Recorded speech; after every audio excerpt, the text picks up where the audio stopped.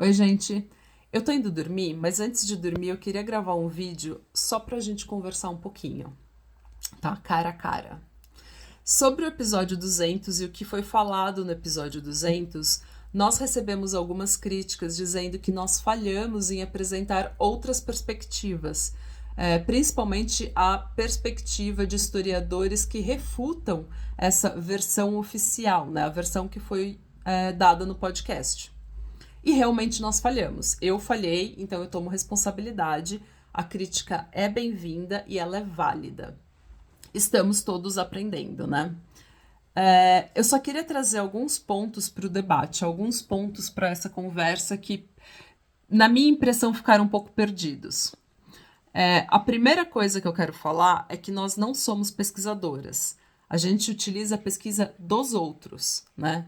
Então, livro, documentário, artigo científico, tudo isso é pesquisa dos outros. É por isso que a gente sempre cita as nossas fontes e a gente sempre incentiva vocês a procurarem essas fontes, para vocês verem por que a gente fala o que a gente fala e como a gente chegou às conclusões que a gente chegou, né?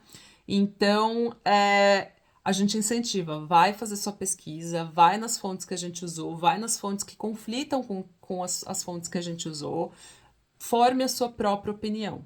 Não acredita na Natália, não acredita no Patramada, não acredita em ninguém. Forma a sua opinião. Então, assim, o que a gente falou é verdade irrefutável? Não. É verdade absoluta? Não. Não existe. Não existe podcast ou videozinho no YouTube, sabe, que seja verdade absoluta. Principalmente quando o assunto é história.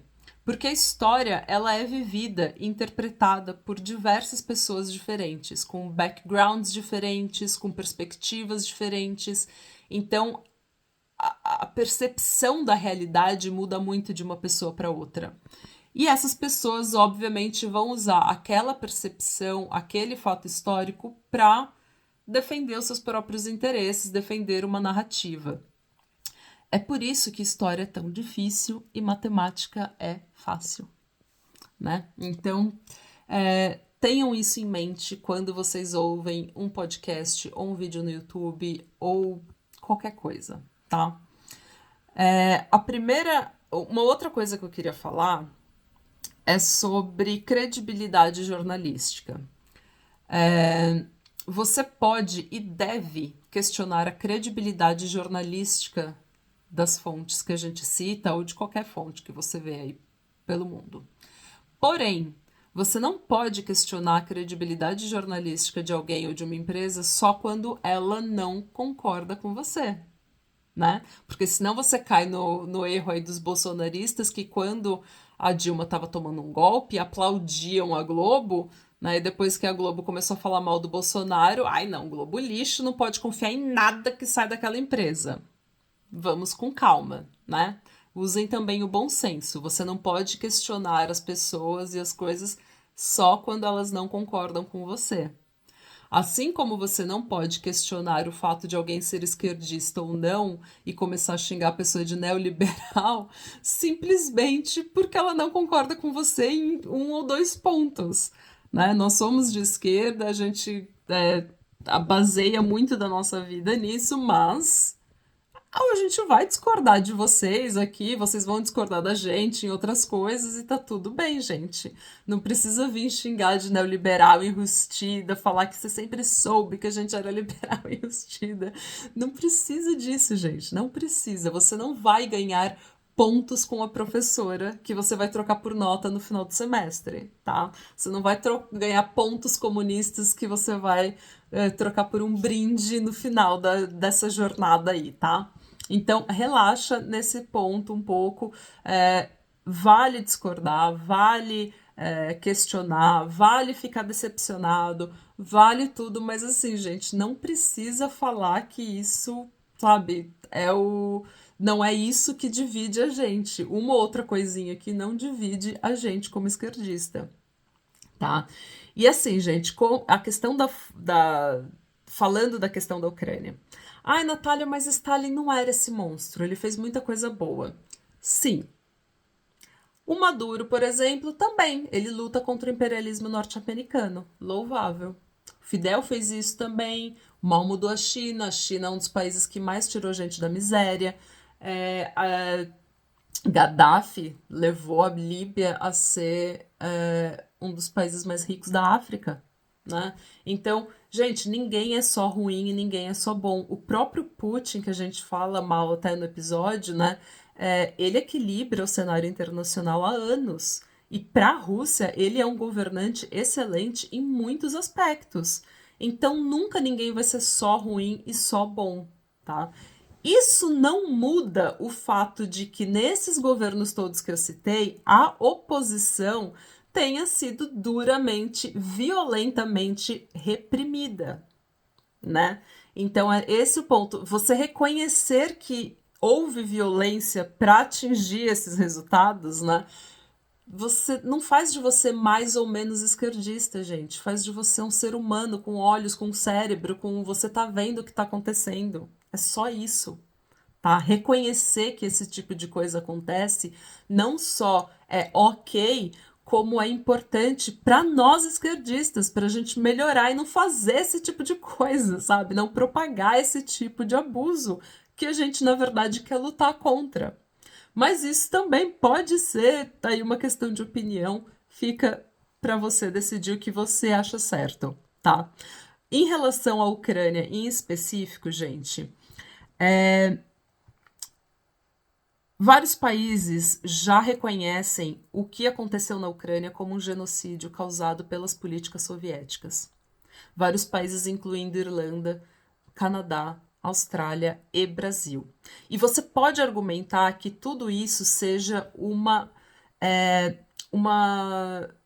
tática, né, uma vilanização de governos comunistas, porque isso existe, que isso seja uma propaganda anticomunista, porque a gente sabe que isso existe. A gente sabe, gente, a gente não é trouxa. No episódio 185 a gente falou sobre isso. Né? Eu não precisei contar nenhuma mentira para convencer vocês de que ele era inocente.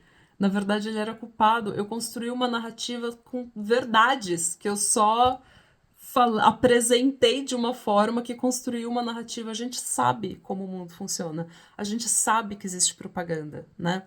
A gente sabe a indústria do entretenimento americano inteira é uma grande propaganda anticomunista, anti-esquerdista, antifeminista. A gente sabe de tudo isso. Mas diversos países já reconhecem isso como sendo um genocídio.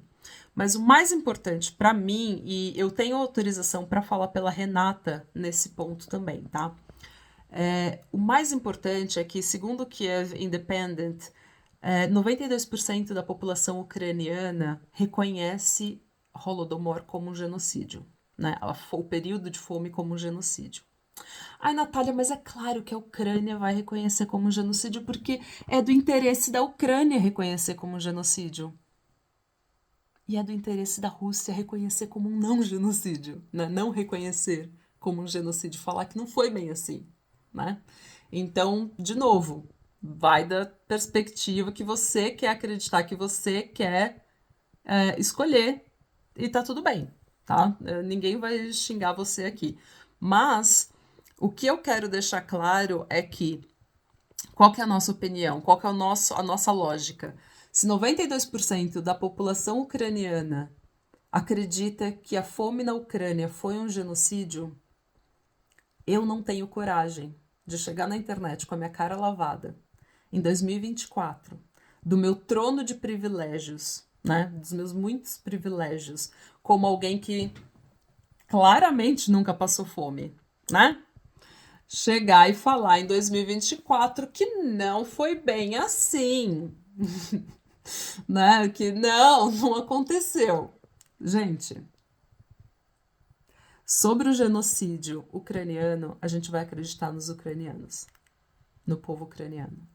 Sobre o genocídio armeno, a gente vai acreditar no povo armeno. Sobre o genocídio judeu, a gente vai acreditar no povo judeu. Sobre o genocídio palestino, a gente vai acreditar no povo palestino.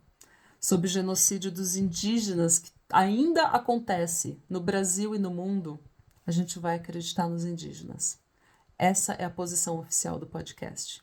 Porque é isso que a gente, eu e a Renata, de novo, eu tenho autorização para falar pela Renata nisso, é nisso que a gente acredita, é isso que a gente sente, sabe? E a gente sempre foi autêntica e honesta com vocês. É isso que a gente sente, tá?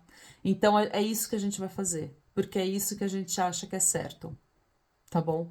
E o que a gente não vai fazer, gente, é relativizar o sofrimento humano para avançar uma narrativa, porque a narrativa concorda com a nossa ideologia política, porque a narrativa é melhor para nossa ideologia. A gente não vai fazer isso, tá? E a gente não vai também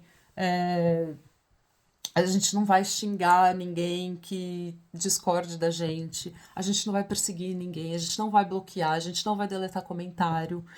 O debate está aí, a gente está falando a nossa posição, procura a sua posição, tá tudo bem. Inclusive, eu indico que vocês entrem no site, né, do Partido Comunista do Brasil ou do Partido Comunista de diversos países e veja qual que é a narrativa sobre o stalinismo, sabe? Não acredita em mim, vai atrás, sabe? Vai atrás, vai ver. Eu tô falando só qual que é a nossa perspectiva, por que que a gente chegou na conclusão de que a gente chegou e por que a gente não vai retificar o episódio. Sobre o genocídio ucraniano, a gente vai ouvir o povo ucraniano, tá bom? Relativizar o sofrimento humano não é algo que a gente vai fazer. A gente não vai falar que não é bem assim, que Stalin não era tão ruim assim. A gente não se sente bem fazendo isso porque a gente sabe o quão privilegiada a gente é em 2024 e a gente vai continuar sendo autêntica e falando exatamente o que a gente sente no nosso coração, tá? Eu espero que vocês continuem ouvindo, eu espero que vocês continuem discordando da gente, eu espero que vocês continuem criticando quando a crítica for válida, quando a crítica caber, mas essa é a posição oficial do podcast nesse assunto. Não é um discurso anticomunista, gente, não é um discurso propagandista, não é um discurso neoliberal, é simplesmente a gente sendo a gente. A gente falando o que a gente acredita e sendo autêntica e sendo honesta com vocês, tá bom? Eu espero que vocês continuem ouvindo, que vocês continuem gostando. Se você ainda não ouviu o episódio 200 e 201, tá um pesadão da Natália, tá? E a gente vai continuar produzindo conteúdo, se Deus quiser, com cada vez mais qualidade para vocês e cada vez mais, tá bom? Beijos, boa noite e fiquem bem e busquem conhecimentos, tá? A mãe briga porque a mãe ama.